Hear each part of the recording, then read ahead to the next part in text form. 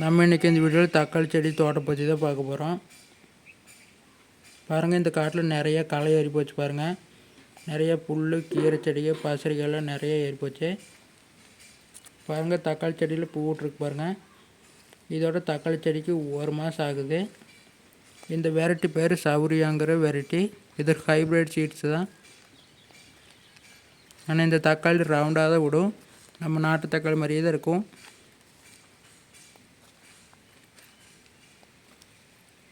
வாங்க வீடியோக்குள்ளே போகலாம்.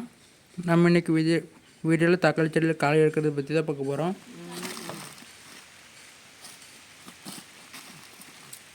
பாருங்கள், இந்த களை செடிகளே தக்காளி செடிக்கு போக வேண்டிய சத்தெல்லாம் இதே எடுத்துக்கும்.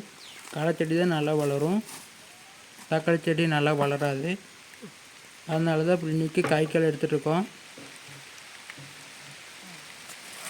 ஒரு 2 நாளைக்கு முன்னாடி தான் மழை பெஞ்சுது.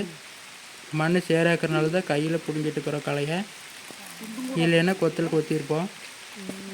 கொத்தில் சேர் விட்டுச்சுன்னா கரெக்டாக கொத்த முடியாது. பாருங்கள், களை செடி பிடுங்கி பக்கெட்டில் போட்டுக்கோங்க. வீடியோவை ஸ்கிப் பண்ணால் ஃபுல்லாக பாருங்கள். கொஞ்சம் விவசாயிகளுக்கெல்லாம் சப்போர்ட் பண்ணுங்கள். ஃபார்மிங் வீடியோஸை ஃபுல்லாக பாருங்கள். இப்போ தான் எங்களுக்கு யூஸ்ஃபுல்லாக இருக்கும். அடுத்த வீடியோ போடுறதுக்கும் கொஞ்சம் நல்லாயிருக்கும். பாருங்கள், தக்காளி செடி நல்லாவே பெருசாக இருக்கு. பாருங்கள், தக்காளி செடி அங்கங்கே பூ பூத்துருக்குது.